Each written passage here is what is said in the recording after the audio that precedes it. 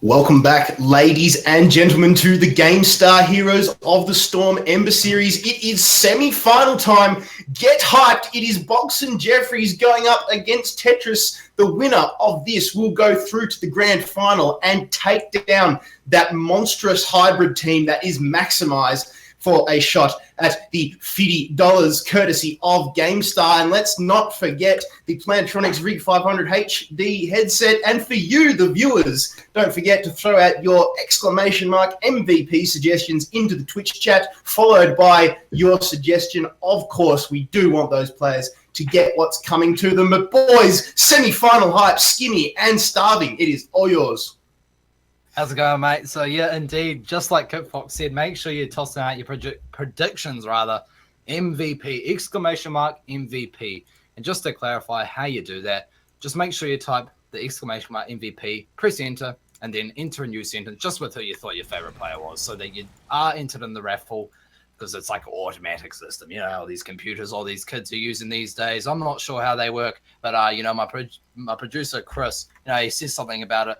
Make sure they enter it like that. So I've never used a computer, just letting you know how to do it. You kids will figure it out. But, Skimmy, what have you been thinking about the games today? Yeah, well, I mean, I'll say one thing. Tetris has been getting a lot of airtime, and it's not been... whoops, here we go.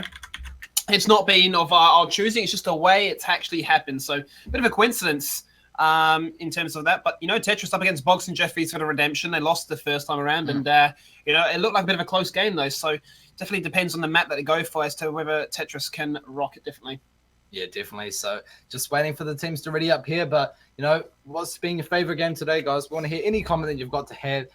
We love interacting with the chat. We like getting to know you, and we like seeing the returning face as well. So get involved in the chat. Get involved wherever you like, and make sure if you're liking the stream, you toss us any comments you like, or maybe it's something you want to comment on. But anyway, we're jumping into the game. The first ban, it didn't even need to come up. I could have told you what the first ban would have been anyway. It's Towers of Doom. Yeah, Towers of Doom. Not a surprise there. And what I'd actually really love to see is if one direction like Garden Terror or like Cursed Hollow, and somebody actually bust out the old explicit strat with the old bribe and split push, and I'd be like, well, in a competitive scene, tilt. I don't know if it's going to work, but enough of that. Black Ops Bay gets taken out. Another map that we just don't like in this part of the world, and for good reasons too. Cannons, PvE, it's not very fun. It's like the old map that got removed back in the day. I can't even remember what it was called. Haunted Mines, but that's the map that actually haunted me. As we actually lost on that map a few times, and let's actually not talk about the past. Let's talk about the present. Let's talk about the future. As Garden Terror, as well as both Tomb of the Spider Queen, also get taken out of the pool there. Dragonshire, the next ban on this one, and it's left with a few familiar faces. Whether or not this one goes down to Inferno Shrines again, chances are it might do. Yeah, you never know. It's usually the same sort of maps being picked up, but I don't think either team really has any desire to be playing on Cursed Hollow. It's one of those maps that can really spiral out of control very quickly, especially if you've got a lot of global pressure and you can just keep landing spells while people are trying to capture that point. But look at that. The two remaining maps are actually Sky Temple and Cursed Hollow. I do expect Sky Temple to be the one picked up here, but it's all up to Bogson Jeffries, and indeed they go for that one indeed. So very comfortable on the Sky Temple, quite a large style map, and Bogson Jeffries are going to be taking it away with the first pick and ban. Yeah, and just off that win that they had there, as Tetris are quite happy and familiar with this map, so they're going to actually have a little bit of an easier time in some aspects compared to what Bogson Jeffries are, because they've just literally come off that map in particular. But Bogson Jeffries is going to go for the Zor ban, and this is actually an interesting ban. It's something that Negative Synergy used to do quite a bit. They used to pick it or ban it on this map in particular, so we'll have to see the full implications as to why they did it in this game. Yeah, definitely. So the bans are coming out. Zul and Kalthas are the first bans for each respective team, and the first pick is coming up now for the team, Bogson Jeffries. So, let's talk a bit about Zul. He's pretty good wave clearer, pretty good character in general. Really nice skill set with the Bone Prism and the Poison Nova. Always gets so much worth. Something I've been pretty curious about, Skimmy, is that we don't often see the other ultimate being picked up by Zul these days. It's usually always the good old Poison Nova. I mean, Poison Nova is definitely the go-to, but it tends to be the go-to if there's a big melee front for it to actually hit. Otherwise, those skeletal mages are a bit of an annoyance because they slow down the pace of the game quite considerably. If you have no mobility, if you're a bunch of mages, then definitely the go-to. But Falstead, Bogson Jeffries aren't going to waste time at all this time. They're going to go for the Falstead straight away. Global pressure, you saw how much work it did last game, especially with both Abathur and Brightwing. No surprises there as to why it's being picked up so early. Yeah, definitely. Falstad's such a good pick. And Li Ming being hovered as well. So Li Ming pretty good on this map. Yes, there's not a whole lot that can, I guess, get in her line of sight with her orbs or her missiles. Not along the lights of, say, the Garden of Terror or something like that, where you've always got to be dealing with things. And there's no big bosses, I guess you could say, like Infernal Shrines, where a big Punisher will come out and jump all over your face.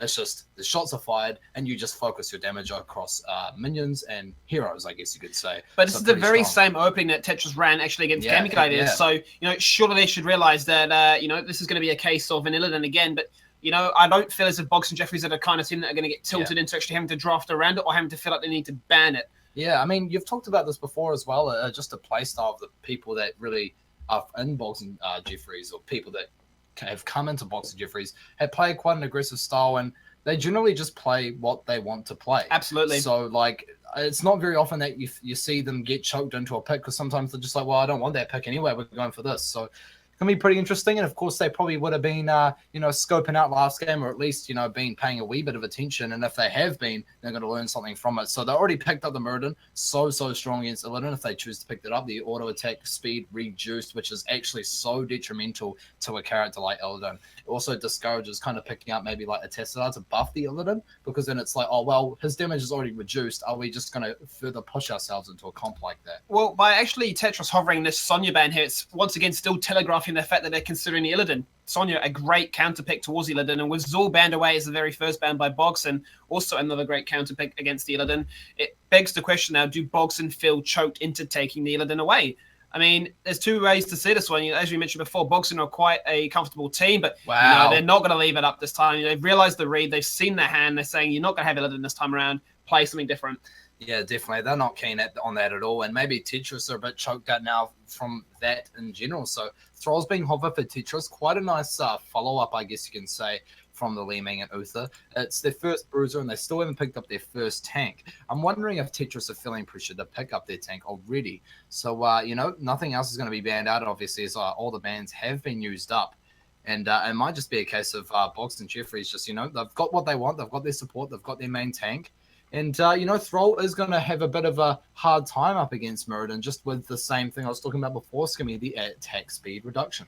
Yeah, absolutely. And, with Sonya taken off the board as well as Illidan, it leaves Thrall as the only remaining top-tier bruiser to be chosen here. So Thrall going to have a quite easy time, if you will, as he will have the Sunderings coming across and the reset potential from Li Ling. Like we saw last game, they were playing that one quite well combined together. But now it's a case of whether they go from here. Do they pick up the tank now, or do they go for another ranged assassin? It's the interesting situation. I mean, they still have ETC left on the board, but it's whether or not that's the one they're going to go for. I mean, they have Divine Shield available, so I'm wondering if that's going to be the way they go for. Yeah, it really depends on what sort of follow-up you've got from that. But, I mean, they've got the Li Ming, so they don't really run the risk of the other ultimate being picked up where they can get split off and the ETC ultimate being stopped. But it actually looks like they aren't hovering. They aren't feeling too forced to go into it. It can't be banned out either, though, mind you, Skimmy, so we might actually see them pick it up for their last pick. But I'm not too sure how that would work either, just in terms of picking up the Tiger. So we're just going to have to wait and see what Bogson Jeffries pick and see if it's even viable for Tetris to still pick up. Because, I mean, they could go for a Joanna or something like that. Yeah, I was just going to say, because right now, if you look at Tetris' comp, they don't have the best wave clear. They have this solo laner. They have their ranged assassins of sorts. But right now, by picking at Tigers, it's one saying, we don't want you to pick a heavy frontline like you did last time against us. We want you to play something a little bit more standard. But it means that they're definitely needing to get a bit of wave clear. So they might be going for that Joanna again. What ETC might do quite nicely, though, is if Muradin does actually opt to go for that, reduced attack speed, ETC can actually kind of boost that up just a tiny bit more with its passive to increase absolutely. Attack speed. So it's actually quite counterbalanced, I guess you can say, and it can actually kind of justify that pick being picked up. So an Uberak being picked up by Bogson Jeffries, and no stranger to that either. We saw, the last game, playing it so well, Gaming Gladiators and whatnot, it's just so good. And Bogson might say, we were quite actually happy with that comp. It actually worked quite well against what you had in mind, but we feel like we can play it a little bit better. Yeah. So once again, they're going to go for the double frontline, Muradin and an Uberak. Whether or not they go for the Cocoon, we'll have to see. I mean, potentially. It worked pretty well last game. I just felt like it felt a bit short in the last couple of fights, but man, they actually pulled it off quite nicely. But they're going to go for the Greyman as well, and that's definitely your high pressure kill target. So you find somebody that's low, you go for their throat, you just take them off the board, and you get Reset City to try and do what Li Ming does. Yeah, definitely. So, some assassins have been playing checkers, but Greyman's been playing chess for years, and if you know where that reference come from, then I take my hat off to you. So, You know what? But last pick up for Tetris now. I feel as if it's going to be Joanna. Yeah, I feel like it kind of has to be. It's going to be a pretty good pick. And, of course, with the blind, it's going to be so effective against Team Bogson Jeffries. Yeah, absolutely. With 15 seconds left on the table, though, they got to decide this one quickly. I feel as if they realized that last game, the ETC wasn't really getting too much value.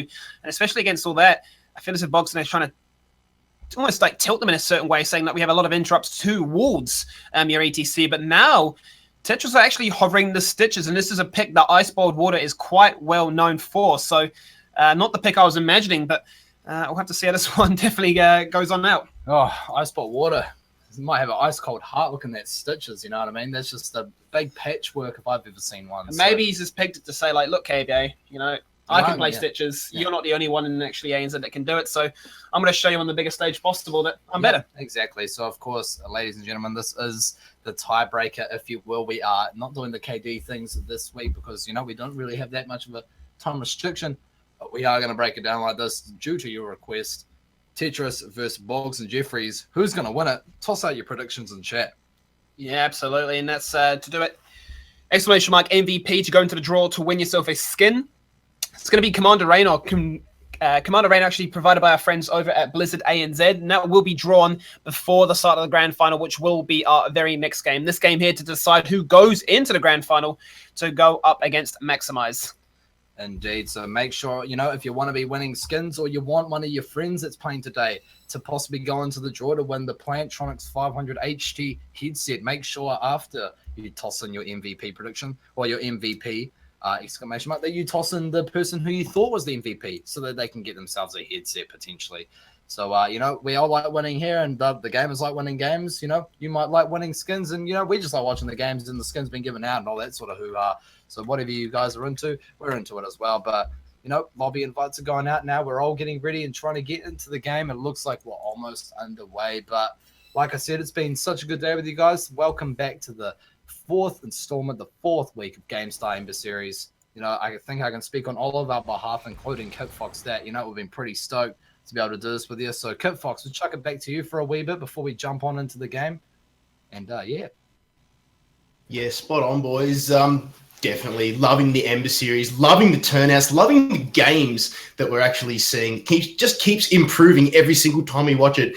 The players are getting a lot better in terms of organization as well, so we're getting through games a lot quicker. It just goes from strength to strength, and definitely proud to be a part of it. And huge shout-outs to our producer, Crisis, who you don't see, but we can hear, and he makes all this happen. So a huge shout-out to him. Don't forget, if you haven't already, give us a follow on the Twitch chat. If you haven't, go over to Twitter and like us at Gamestah, and also on Facebook at Gamestah as well. So, boys, it is Tetris versus Bogson Jeffries. The winner of this is going through to play Maximize in a shot in the grand final for the big $50 cash prize, courtesy of Gamestah. Don't forget, Commander Raynor is on offer to you viewers in the Twitch chat. All you need to do is type exclamation mark MVP, whack enter, and then throw out your nomination for MVP. So, boys, I will give it back to you as we get underway for the semi-final of the fourth installment of Gamestah Heroes of the Storm Ember series.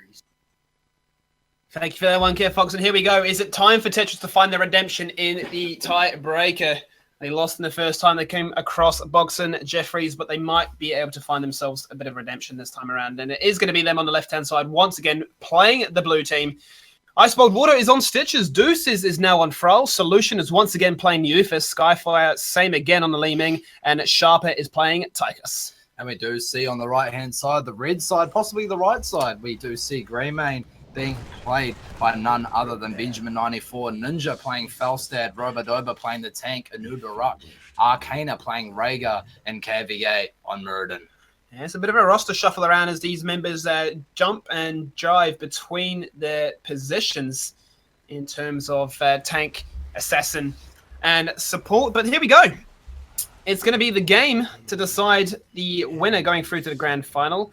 And, I mean, looking at these two different team comps, what's your bets on? I'm really liking the side of, Bogson Jeffries at the moment, just because I just didn't expect the Stitches pick, really. I'm not 100% sure how that's really going to work out for them. But, wow, look at Ninja already being so aggressive as he jumps in that brush there. But yeah, it's going to be just to harp on about that a wee bit more. I do think Bogson Jeffries just have a whole lot more of a, plausible comp.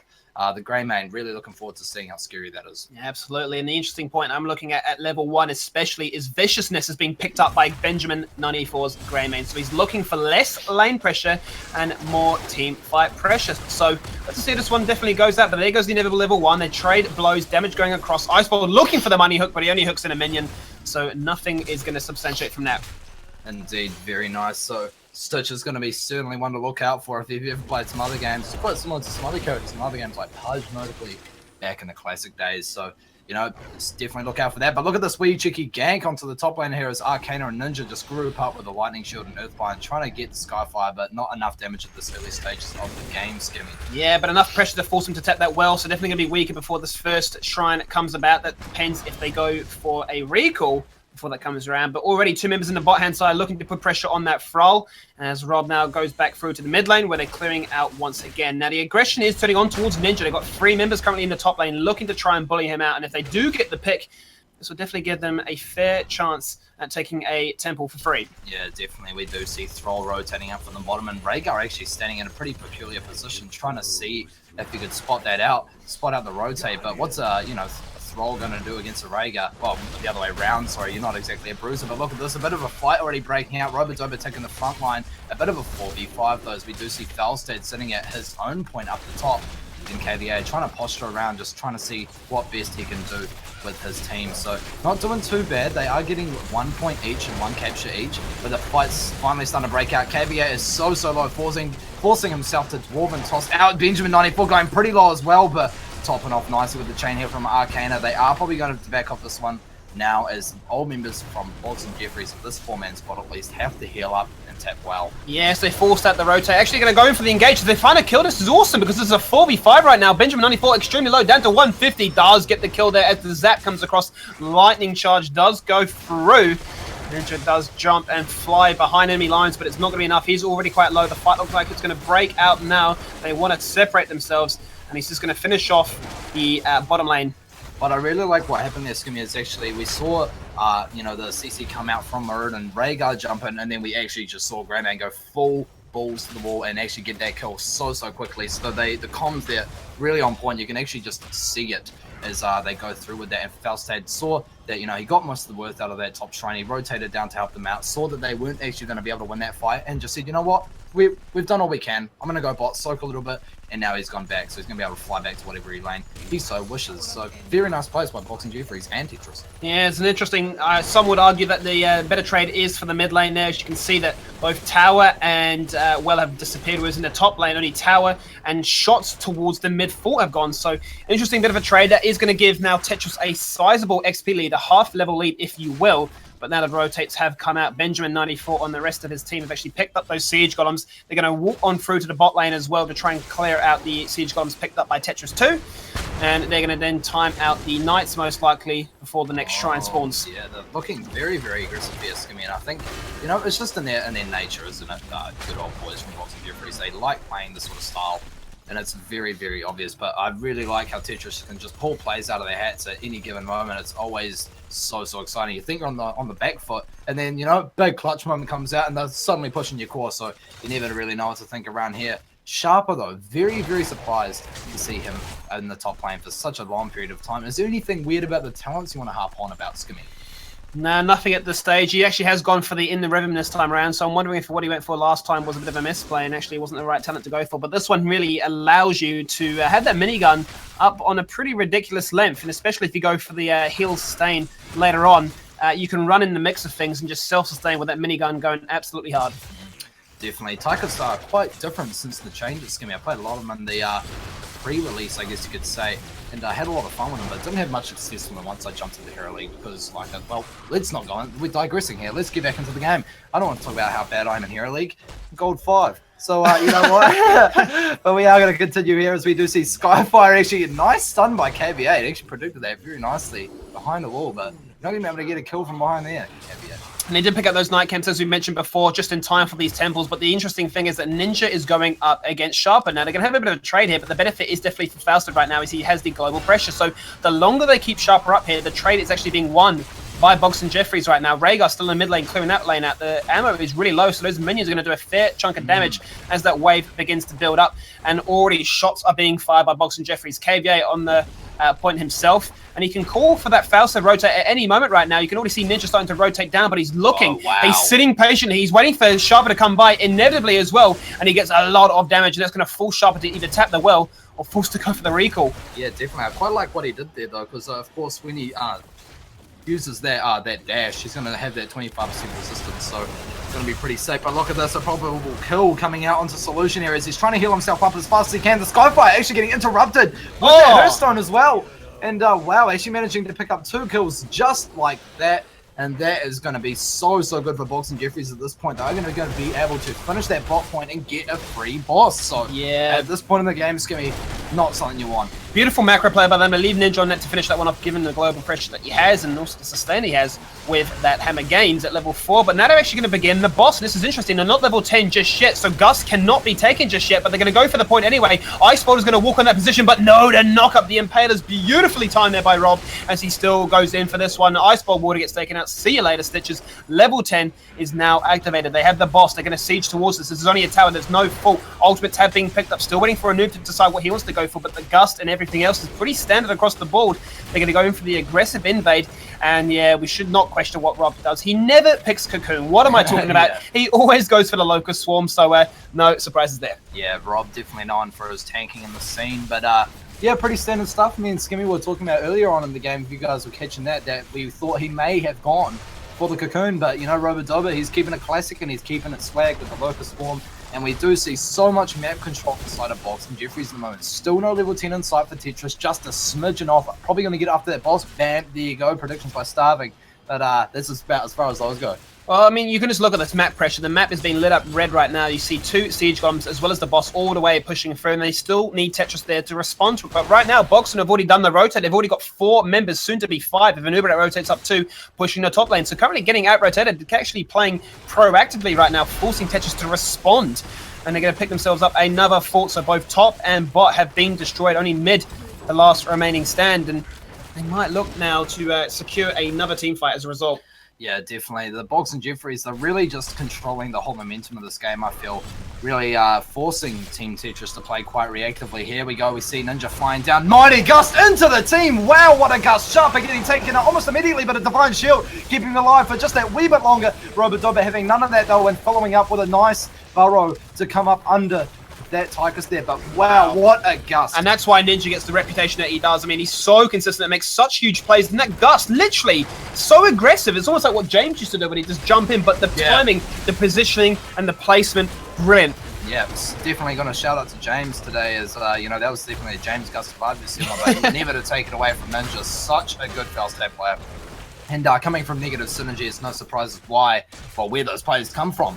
Skimmy there, so that's the skill that they are possessing. But you know, Tetris, they're still not in deep water just yet. They can still swim, they're still on their feet, and they're looking for some sort of comeback here. You know, later levels in the game, Stitch is going to get a whole lot more terrifying. So is every other character in there. And notice this here, Slav, and they're going to leave once again Ninja here. He's got the sustain, so he's not going to get dropped too low as a result. It's already down to half its shots. They leave Ninja there, but the rest of the team are now going to rotate down because they realize that Tetris, they're down a talent tier. They need to scramble. They need to try and get the temple in the bot side, but Bogson Jeffries are going to say, no, you can't. They're going to force the 4v5 engagement. If this gets hairy, they can call in Ninja to rotate at any time. Oh, here he comes indeed. He's already ready for the fight, and look, Sundering already being used to kick off the fight. Ancestral healing onto Robodoba, so he's going to go very deep now. Juice's nice 3-man stun on the side of Bogson Jeffries onto Tetris. Nice gust coming out as well. Solution going very low, and no solution for Tychus as he does get taken out very quickly after that gust, post-gust.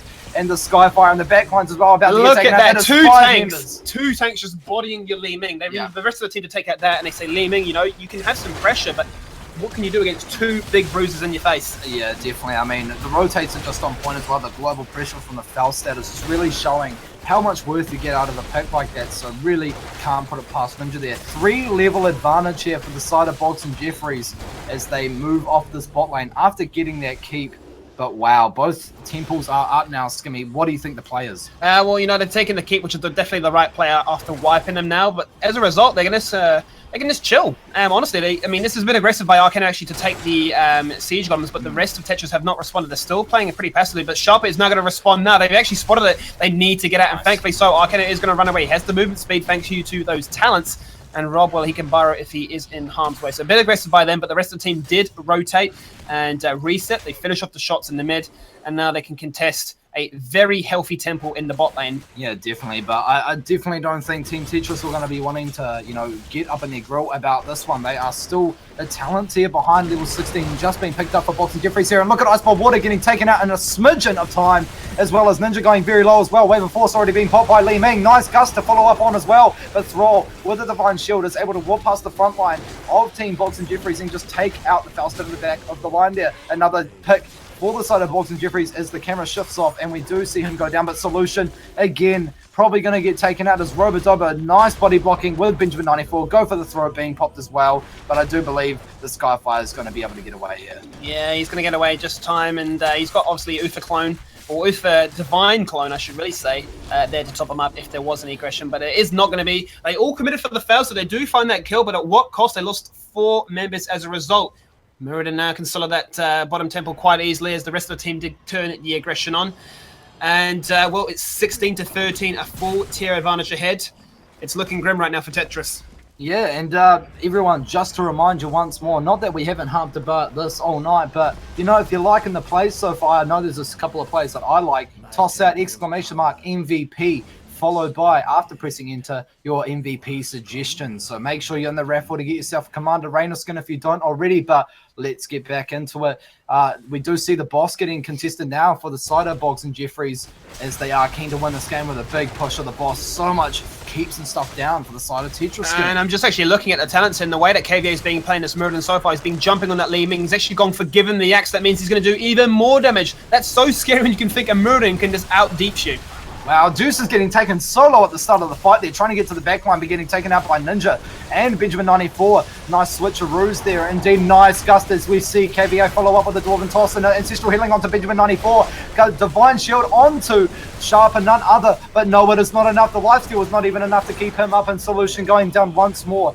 Bogson Jeffries understanding that they want to kill Uther. Maybe not first, third, or fourth is quite a good pick though, so the healing not going to be effective at all. But this is GG.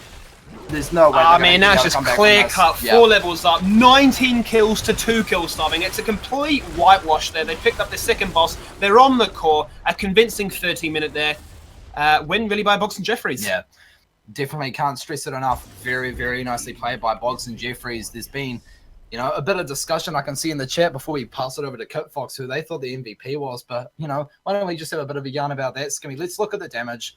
Let's look at the stats. I'm going to say it again. I felt as if Ninja did the best last time they played, but I feel Ninja did the best again once again. And you saw those Gust really actually adding to the utility that the Gust brings. It used to be Hinterland Blast was the go-to because damage. Who doesn't want more damage? But when you have faith in your team to follow up, the Gusts were doing their job perfectly. To be honest, I actually think it's pretty obvious this time for me. I would probably have to say Ninja as well. Just those Gusts, pushing them at the best time. Some people are quite clutchy with their ultimates, and they'll be like, oh, there's a Faust out opportunity, bam, there's the Gust. And I think just with Ninja, you always see it, flies in, gets in position, Gust every time he wants it. So nice to watch. So that was definitely my prediction. But Kit Fox, you want to hop on about that at all? What are they suggesting?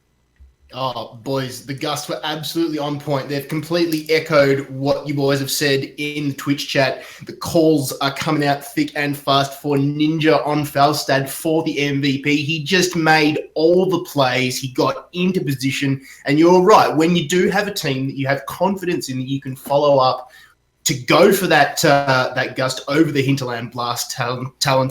Ninja just played it superbly. That was a class on how to play Falstad. Absolutely. So seems like a unanimous vote really this time around. Ninja is the MVP. So congratulations to you, Ninja. You will also go into the draw to win yourself a Plantronics Reg 500 HD headset drawn at the end of July. Yep, indeed, in the Ember Fire and Ice series. And something that we talked about real briefly before, but I actually cut him off real bad, is the Fire and Ice series. So, Kip Fox, do you want to talk about that a little bit?